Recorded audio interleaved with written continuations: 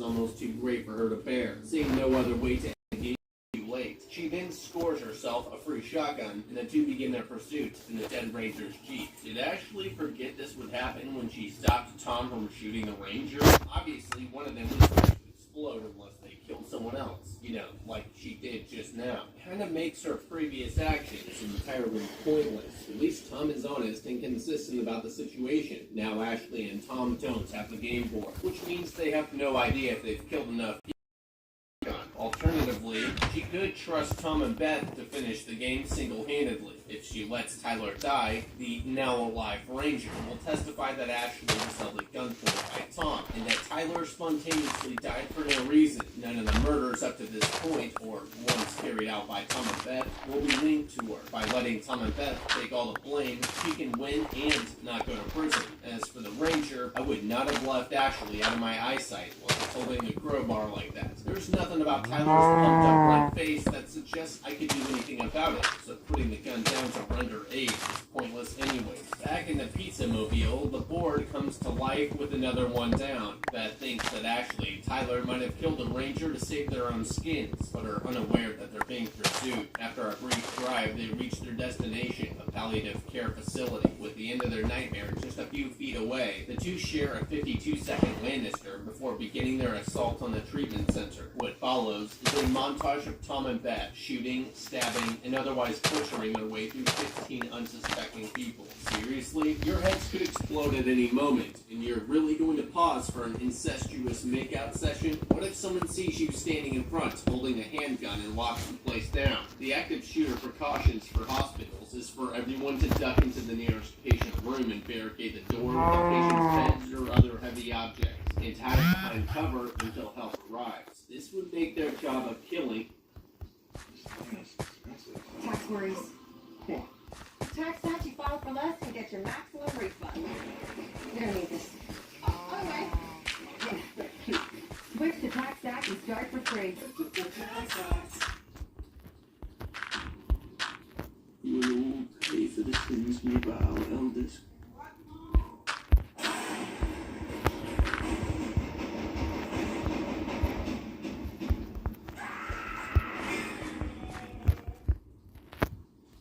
Much more difficult. Tom and Beth don't have the option of stealthily knifing patients in the heart, though. They're covered in blood, so the second they arrive at the front door, they'd be questioned. Might as well open fire and get this thing done with as soon as possible. If I were them, I'd be sure to stick by one another during the rampage. Sure, it's faster to split up and cover more ground, but they only have one gun, and multiple patients or staff members could potentially gang up on Tom or ambush Beth and disarm her. It would also be wise for both of them to keep a close eye on the kill counter, as there's no point in wasting anyone they don't. Ashley and Tyler quickly call LoJack and trace their pizza car to the care center. By the time they arrive, the place looks more like a slaughterhouse than a hospital. They rush inside and find Beth, just as Beth finds her next victim. Ashley lowers the shotgun, offering her life in exchange for the girls. But before Beth can oblige her request, she quickly shoulders her weapon once again, driving a single, well-placed slug through Beth's forehead. Beth seemed pretty zoned out by the time Ashley and Tyler caught her in the act. I guess killing is hard work. That said, why would you stay committed to targeting, especially knowing they were against your mission from the start? Were I in Ashley's position, I wouldn't have bothered closing the gap like that. Doing so would only nullify the advantage of her shoulder-fired weapon. Even if she didn't know it was loaded with slugs, buckshot could easily put someone down at that range. I would have just told the kiddo to get the hell out of the way and taken the shot as soon as I possibly could. Lowering her weapon like that, only to raise it back up to deliver the killing blow, just gave Beth an opportunity to put one in her skull. It's just adding an extra needless step since you're gonna kill her anyways. When she was dead, I sure as hell would not have just left the loaded handgun lying on the floor for Tom or Tyler to pick up later. The smoke clears with Beth face up in a pool of her own blood, but it's not over yet. The two quickly escort young Samantha to a nearby room in anticipation of the inevitable confrontation with Tom, who's not too pleased by the sight of his sister lover sprawled out with a new hole in her head. Devastated by the loss, Tom breaks down to the floor, cradling Beth's head as he calls her name. Before he can come to grips with the situation, Ashley and Tyler emerge from the nearby room to settle accounts. After one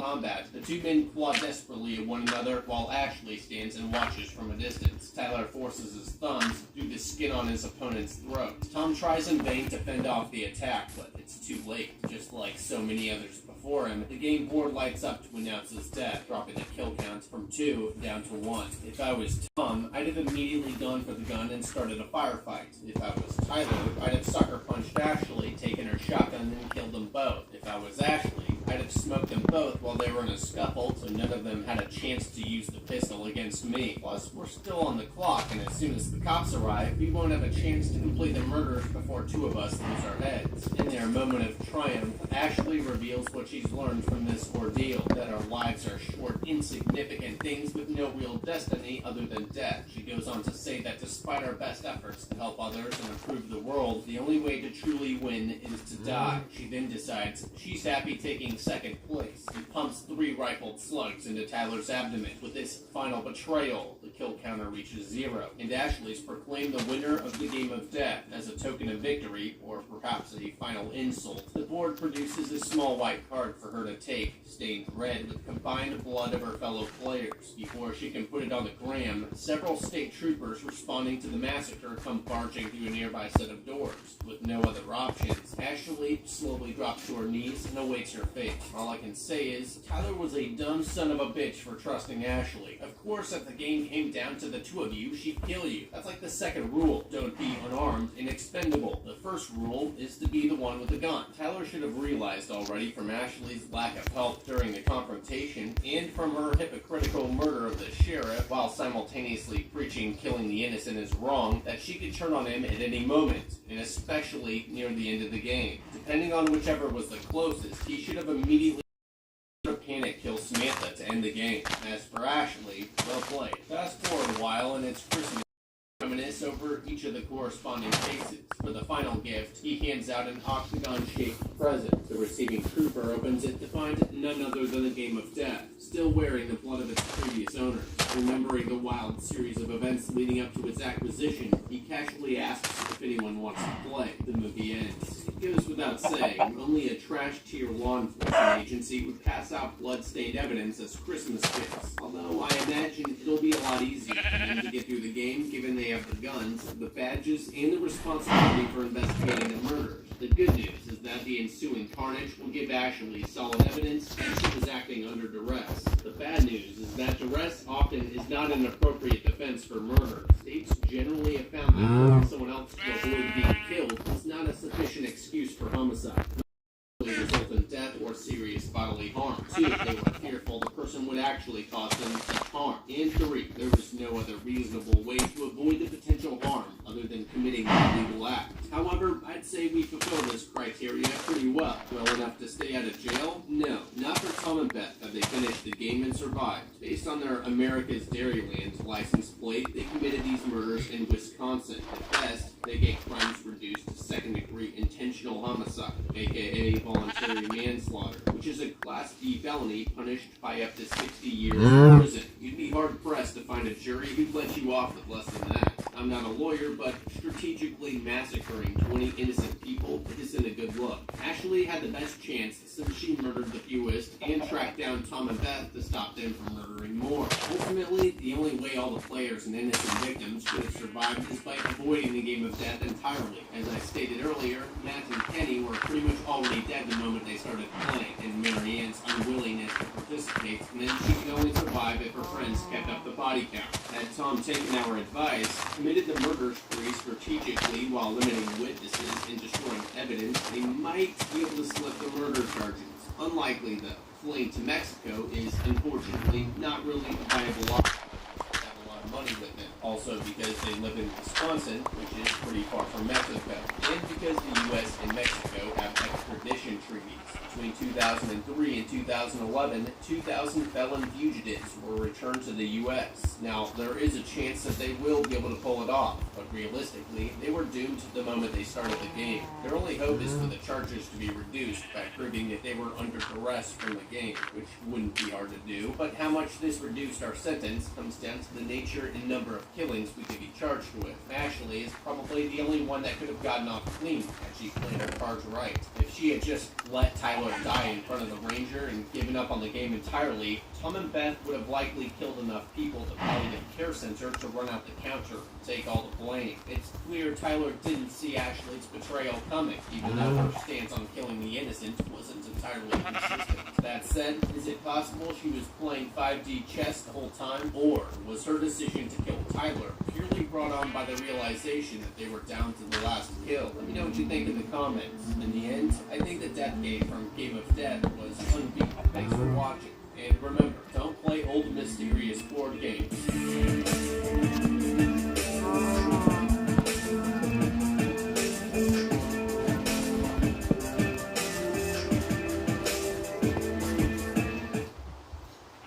Just don't like our car gurus.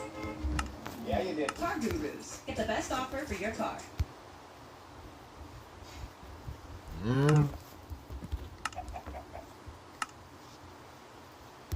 Hand slips off. She slams her wounded hand down on the protruding nail with a piece of her dress and heads for the fence line before others show up. Grace really needs to stop trusting anyone associated with the Ladamas.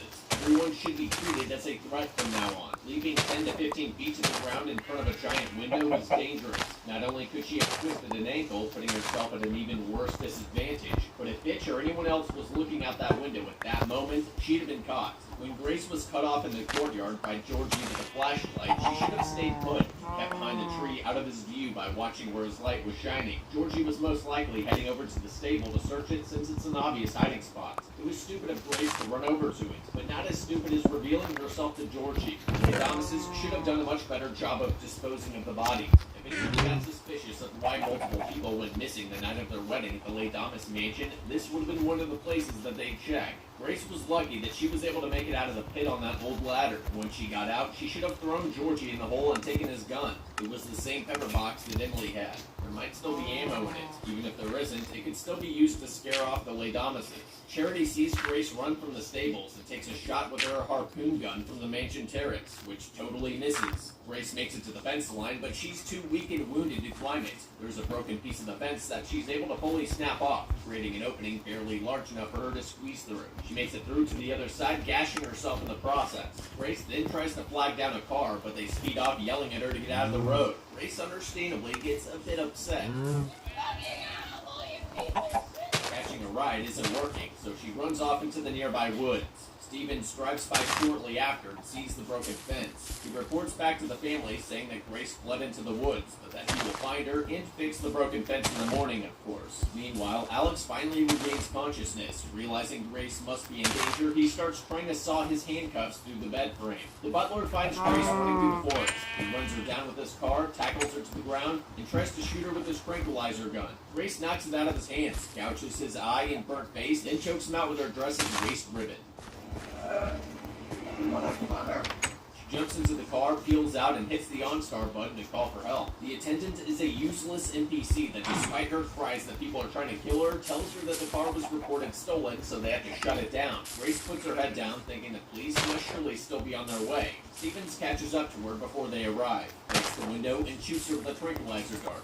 Grace completely stumbled at the finish line. When she made it past the fence, trying to flag down oncoming cars was far too risky. It easily could have been driven by one of the Ladamases, or one of their employees looking for her. Luckily, it wasn't. I don't know how she got surprised by a car in the dark, quiet forest. She definitely should have seen him coming and hid. When Grace gouged Stephen's face, she should have immediately ran and taken off in the car. Trying to choke him out was too risky. Stevens is much larger and stronger than she is, and easily could have overpowered her, rolled out of the choke, or pulled the fabric away from his neck as it's rather wide and large. Had she taken Georgie's pistol and shot down Stevens, finished him off by backing the car over him, or shooting him with a trank gun, she wouldn't have gotten recaptured. The OnStar Trip Safe service needs to be sued into oblivion for immediately shutting down a vehicle with a driver that is in fear of her life.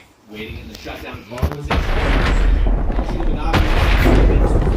And they're missing since about 10 seconds does not kill them, despite what most movies indicate. He knows the direction Grace went in and will be coming after her. Stevens reports back to the family one once more that he captured Grace and he's making his way to the rear gate with Grace tied up in the back seat. He cranks up some celebratory jams, too loud to hear the Ladomices warn him that Grace woke up and is about to attack him. Just as he figures it out and turns back, Grace kicks him in the face multiple times, causing him to crash and flip the car into a ditch.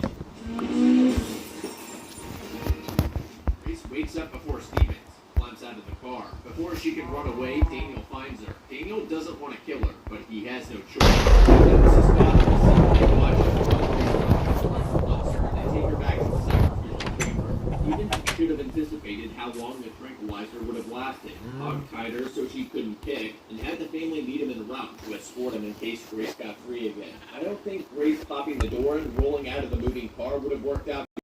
Tied in front of her, which means she could have choked him out with a rope from the back seat. This is preferable because kicking is way more difficult and easier to defend against. Stevens could keep his head down and hit the brakes, then kick her ass. With the choke, he's locked into the headrest. She was lucky she woke up before Stevens after the crash. Realistically, his seatbelt would have prevented him from getting KO'd, and Grace would have had her head ping-ponged around the car frame. While the Ladomas family prepares to sacrifice Grace, Alex is still trying to saw through the bed frame with his handcuffs. After the family drinks from a cup of wine, in the vomit, except for Daniel, who non-lethally poisoned the wine, hydrochloric acid, coming to the belief that his family deserves to die and that the cycle of sacrificing people needs to end. Alex finally gets free and heads to the ceremony room.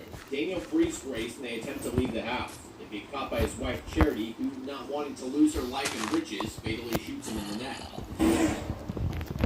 Grace fights the gun out of Charity's hand. The bolts are gone, so she pistol whips her and runs to find an exit before others come. Tony gets in her way, still trying to overcome the hydrochloric acid burning his esophagus. Grace grabs a nearby lantern and bludgeons him over the head. You're just another. She then tosses it on the ground, which sets the mansion on fire. Grace is then attacked by Becky with a bow and arrow. She misses Grace and tries to strangle her. While losing consciousness, Grace yanks on the tablecloth, which causes LaBelle's box to fall next to her. She grabs it and smashes Becky's skull in with it. Alex walks in to see Grace on top of Becky, holding LaBelle's box with Becky's bloody hair stuck in it. He realizes that Grace will never stay with him now, so he turns on her and gets her up to his family to complete the sacrifice. For the life of me, I don't understand why Alex was trying to saw the bed frame through with his handcuffs. His feet were not tied down. He could have used his feet to kick through the center of the beam where it's weakest or push off the bed. Apparently, all the Ladomices are incompetent fucking morons. That's why they had to sell their souls to the devil. There is no way they'd have been this wealthy without doing so. Daniel's choice of non-lethal poison was understandable. He didn't want to kill his family, and he didn't fully believe that the curse was real and that they'd die if Grace was freed. Unfortunately, the acid was diluted enough to not stop his family for long. Daniel trying to close the distance while he talked Charity down was the only play. Charity was just too much of a trigger-sensitive gold digger. Grace is a resourceful fighter. They had numbers on her, but were all far too incompetent with their weapons to kill her, and their lack of coordination led them to attacking her one at a time. Grace justifiably no longer trusted Alex. By that point, she was too spent and delirious, seeing the man she once loved to escape him. They continued the sacrificial by holding Grace down themselves. Alex places the bloody LaBelle box beside her and takes hold of the sacrificial blade. Emily's psycho children eagerly stand in the audience. Once the chant is complete, Alex pronounces Hail Satan and plunges the knife towards Grace's heart. Grace claws the hands pinning her left arm to weaken their grip at the last second so she can twist her torso, causing the knife to miss her heart and be driven into her shoulder. She breaks free from the table and holds the dagger toward the family while screaming. Helena opens the curtains and reveals that the sun has already risen, and it is now too late. The Ladomices brace for death, but no. Helena plans to kill Grace anyways for obvious reasons. She grabs the axe, but before she can swing it, she spontaneously combusts. Bitch explodes now by a begging Charity. Emily tries to get away with her son's torture engaged, but they all burst too. Tony tries yelling about how he followed the rules, but he turns into paste as well. Alex then tries to weasel his way back into getting Grace's forgiveness, but she hands him a ring and says she wants a divorce. Alex explodes too. The fire from the curtains then spreads around the house, and for a brief moment, Grace sees the spirit of Mr. LaBelle sitting in his chair and gives her a nod of respect for a game well played. Grace walks out of the main...